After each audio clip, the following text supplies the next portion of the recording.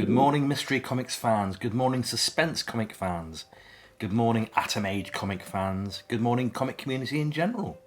Welcome to today's little, probably sub 10-minute show, where I'll be showing you, as the title suggests, some more Alan Class comics. I've picked 5 Suspense ones for you to see today, all with great covers. So I'm just going to have a very slight dig into my coffee.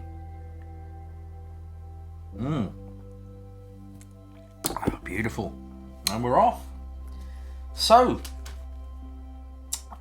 this is Amazing Stories of Suspense, number 187, so it's quite late in the line. Let me just show you the cover, first of all. If memory serves me correctly, this is Tales of Suspense, number, I'd like to say, 26. And I think that issue was the first appearance of Doctor Strange, Hidden Gem, of course, in the Alan Class title, I think. I've had loads of people ask me, has this particular issue got the Doctor Strange story in it? And I'm sorry to say, no, it hasn't. But love the cover, the haunted roller coaster. What I don't like is Alan Class's botched attempts at trying to hide the previous title. Man, that's really not good. Can I make out what it says? I'm going to go with all new Astonishing Tales, but there seems to be a lot more going on there. I can just about make out the W before the Astonishing Tales.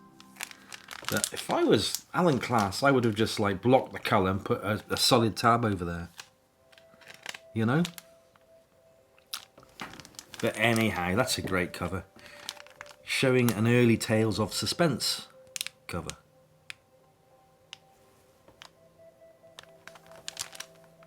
And this is one of the, when I started collecting Alan Class. Because I was trying to do a Tales of Suspense world set. So anything with an old Tales of Suspense cover, I buy it. And I come across this. I thought, oh, that's really cool. But it wasn't until several years after I thought, well, I like Alan Class anyway. Never mind just trying to do the cover sets for Tales of Suspense covers, which you can see, by the way, if you click on runs on my website, kenworthing.com, on the left hand side, you give that a click and you'll see all the covers I've amassed that feature Tales of Suspense covers from all around the world.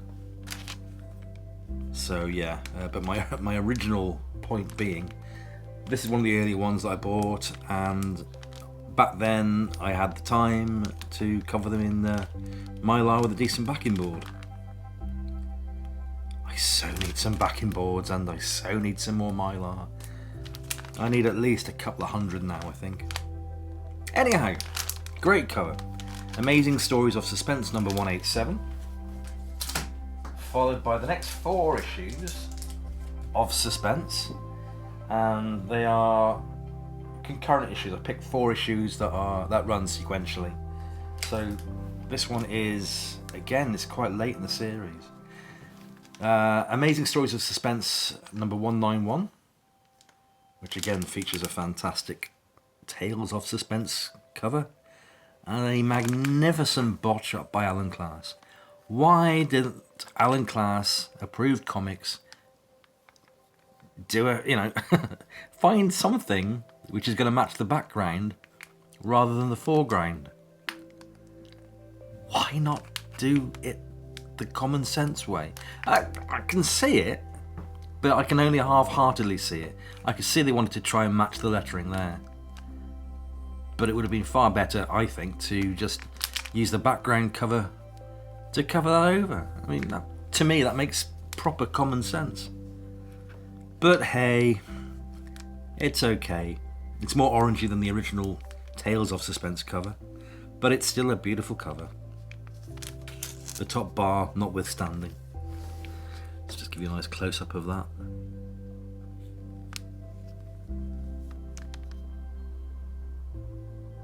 Colossus lives again.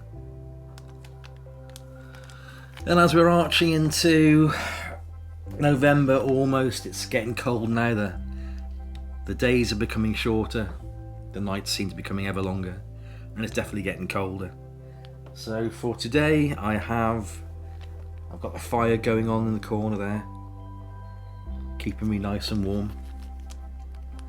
Because I don't want to be going, oh, this is today's issue of the Alan Class run. I'd rather do it in some sort of comfort and bring a smile to your faces as well. Beautiful. Stop him. If Colossus rises, all mankind is doomed. Yeah, I can see that. And then the next month brought issue number 192. I've seen this a few times. Love it. Got to be a Charlton cover, that one. I'm so sorry. The first thing that catches my eye is the girls in hot pants. So yeah, he floats through the air. Lovely cover. And I've not come across one yet that doesn't suffer from this sort of bleeding from the inside cover coming through to the front, where you got these like brown patches. Haven't done a few books, but not many, just a few. But when you see them, boy, do you see them. That's great. Love that cover. Reprinted several times in Alan Class comics. So what other things that can I see in the cover that strike my eye? There's lots of girls in hot pants. Terrible, make a happy man very old. So, anyway, moving on swiftly. The next month brought us issue 193. Now this is a classic example of the foxing I was just talking about. Ogden Whitney cover. Great cover. Reprinted a couple of 3 times, I think. No more than a couple of 3. Probably just a couple. But that's great. But the discoloration really shines through on that one. Look at that. But hey, I've got a feeling I may have shown this cover a few weeks ago, but it would have been for a much earlier issue of Amazing Stories of Suspense. This is far later in the comics run. I think Alan Class just used the materials that they had, and we're quite happy to reuse covers. I don't mind. But when you collect Alan Class comics, you have to be wary. If you see a cover, don't just dismiss it out of hand and say, oh, I've got that one. Because it might be an earlier edition or a later edition of one that you have or haven't got. And actually, I've caught quite a few sellers doing that, to be fair, where they put something's on my roof, where they label a comic and it's completely wrong. I mean, the amount of times I've seen Amazing Stories of Suspense titles being sold as Astonishing Tales. Many times. Great cover. Love that. At some point, when I've really got nothing better to do, I might look for a better non-foxed cover of that, or non-blemished. So I can't really say that it's foxing. It is just like an actual bleed through. It's not like a creeping decay or anything. Maybe it's a pigment in the ink they used. I don't know. Doesn't happen on all comics, but certainly seen it on a few. Moving on. I can't believe we've come to the end of today's showing. Only I thought it'd be about 10 minutes, to be fair. But the next month produced issue 194. And I love this. This is another one that I might have shown before in a different issue number. This is, again, I think, The Door That Wouldn't Open. Yeah, I've definitely done this one because I made a lame joke about I've got several doors like that in our house. So yeah, I have shown this cover before, but on a different numbered Amazing Stories of Suspense issue. So I've got a feeling that this is a much better reproduced cover than the one I've previously shown you. It's a good looking book. Yeah, this is about the time where Alan Class wanted all the spine titles taken out of the books. But yeah, and The middle ground figures are inked in this gorgeous lustrous green ink, which adds to the spookiness. Beautiful.